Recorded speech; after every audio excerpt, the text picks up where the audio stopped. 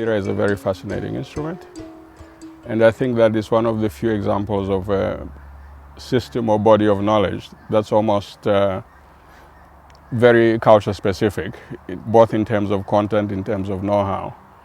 And I think that it could be a very, very powerful tool for education in terms of teaching music, teaching cultural awareness, and also destigmatizing African culture.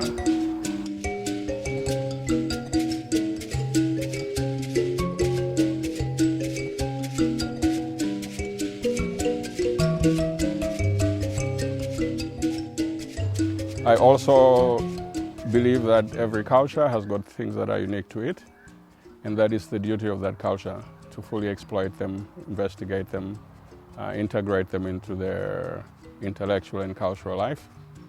And I'm particularly fascinated by the fact that the world's expertise in Mbira basically originates from Zimbabwe. And therefore I think that Zimbabwe should be respectful of this uniqueness and should actually invest in developing it and using it as part of its stamp on the cultural map. This is it used to be a gallery, but now it's more, we've run out of space because we're growing faster than we anticipated. And now it's become more of a storeroom.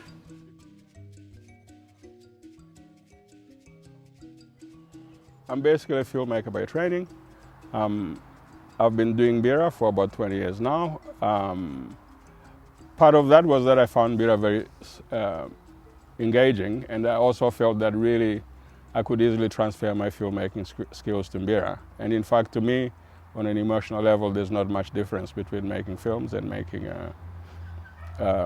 this kind of project. And in fact, over the years, the two have sort of overlapped in many ways. I've either made films about Mbira or moved on to make other films, and still been able to engage with the Mbira activity.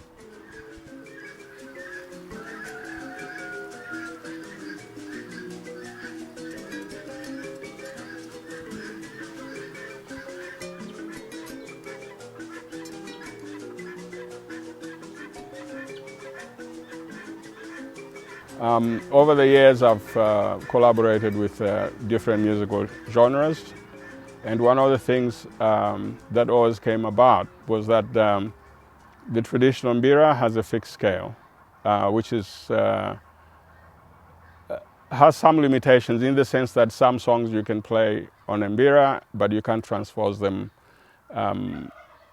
unless you tune the Mbira to a particular scale for that particular song. Over the years, I always wanted to have an instrument that could actually basically have the same latitude in what it's able to do as many other instruments. I noticed, for example, when we did collaborations, that it was easy for a string instrument to collaborate with Mbira or a wind instrument. But if you were doing keyboard and piano, for example, you'd have to respect the tuning system on the piano or keyboard. And then over the years, I mean, like some years back, I went to Indonesia. And there they play gamelan. And I spent a few years studying gamelan. I took several trips to there. And I found that a lot of the issues of tuning and everything were the same as in Zimbabwe. The only remarkable difference was that the Indonesians, I think since the 40s, had decided to formally investigate their traditional music and traditional instruments. And as a result, they have many world-renowned colleges and universities that are dedicated to traditional practice. And through that exploration, I decided that the Mbira could not only be seen as a cultural artifact that was, if you like, kind of locked in a time frame, where like you can't change the Mbira, you can't do new Mbiras, you can't develop Mbiras. And so I was always interested in seeing what other kind of Mbiras you could make.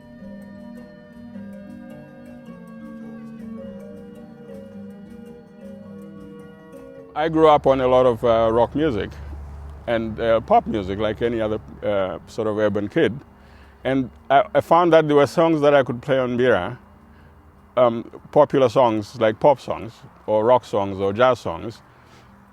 Some worked, some didn't, some I had to play in a different key, but I wanted a Mbira that could play the songs in the same way that you could play. And then one day in a discussion with a friend of mine, he challenged me to produce a mbira that could play the national anthem in the way it is scored. Now this was a very interesting challenge because the Zimbabwean national anthem is notated using a Western scale. And so when we tried to play the national anthem with a normal traditional mbira in whatever key, we could approximate the national anthem, but we couldn't reproduce it adequately. And this challenge had a date to it, which was that the bet was that I had to play it by the 8th or 9th of May or something. And fortunately, the challenge was issued, I think, at least 6 months before.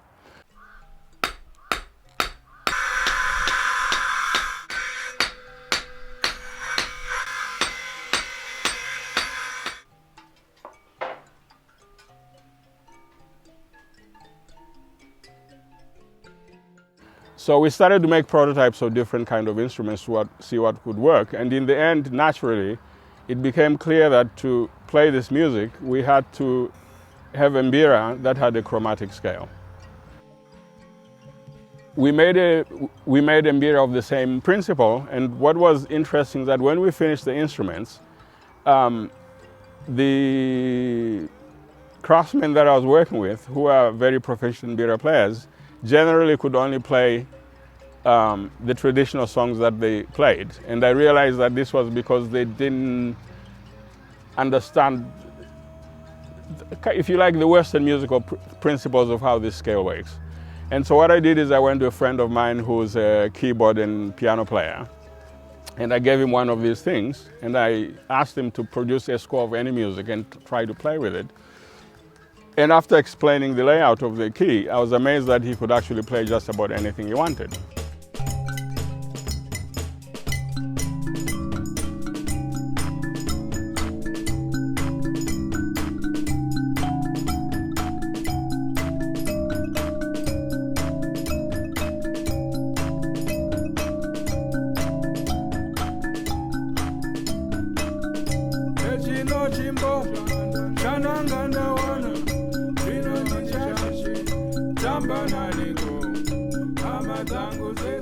Initially, most people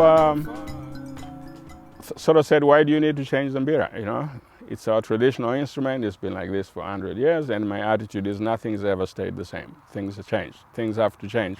If you don't change them yourself, somebody will change them for you.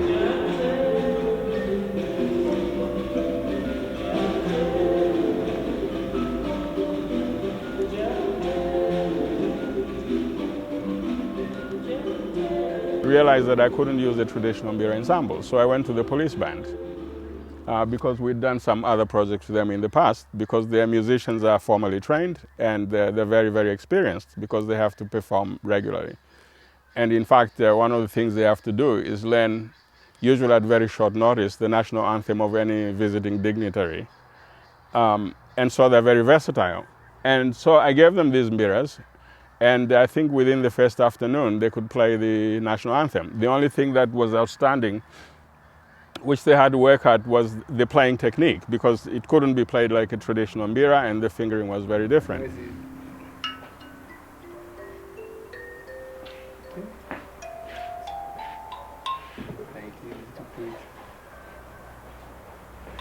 So I want to do 13 instruments. What is the 2? Is the 4? Is the 4?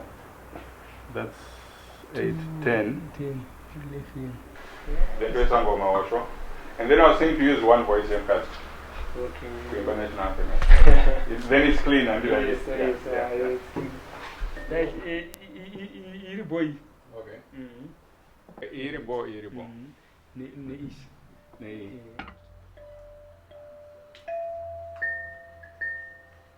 I think that the development of the chromatic mbira is very interesting. And I think it's got huge potential for music education in this country, because I think that with the chromatic mbira, kids can learn universal music theory on a traditional instrument. And after they have the universal theory, they can translate their knowledge of the music curriculum that they have in the schools they can learn that and then be able to transpose the skills onto playing a traditional instrument. I don't think that one takes from the other. I think it just enriches the students' musical experience.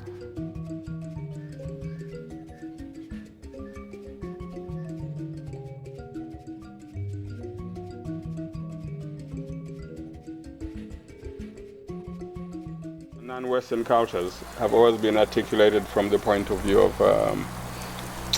ethnomusicologists or anthropologists. And this body of literature has become the way that non-Western societies are defined, and in some cases that non-Western societies begin to understand themselves. I think it would be a very odd thing, for example, if all of Western music or Western culture or Western history was written in the eyes of Africa. I think that instead of Africans defining themselves from being the objects of study, they must create the studies of what they should be studied about from their own intellectual effort. Anthem you play 24 instruments. Okay. They play different parts. 24. Of which the 24 are going to from 4 basic parts: soprano, alto, tenor, bass. Okay. Otherwise, zimwe zinge zakungoita kuti zvingove neharmony yakakora. So fanira kuti pane pati yanzi ndeye second. Taona yakatsangana. I don't remember nota yatanga.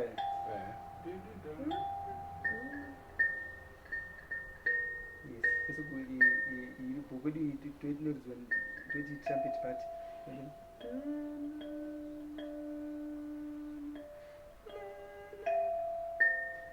Ukumanja yayabhaitwa part yesecond, yeah. Ukuthi akuthi ngende moya yedu kam. Yena ngati yapha ngati na na na na na na na na na.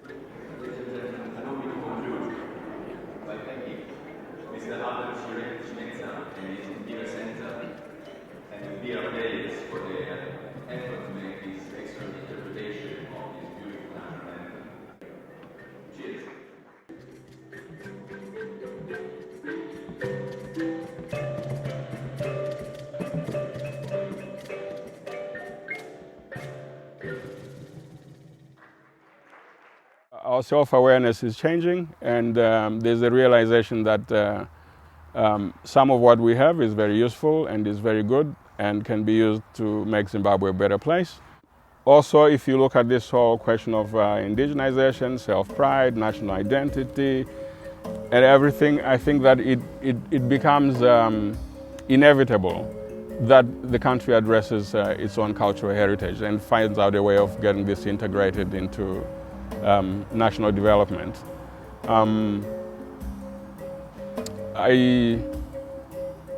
I have no doubt that traditional knowledge will play a greater role in the development of Africa. I think the question is really how fast and when.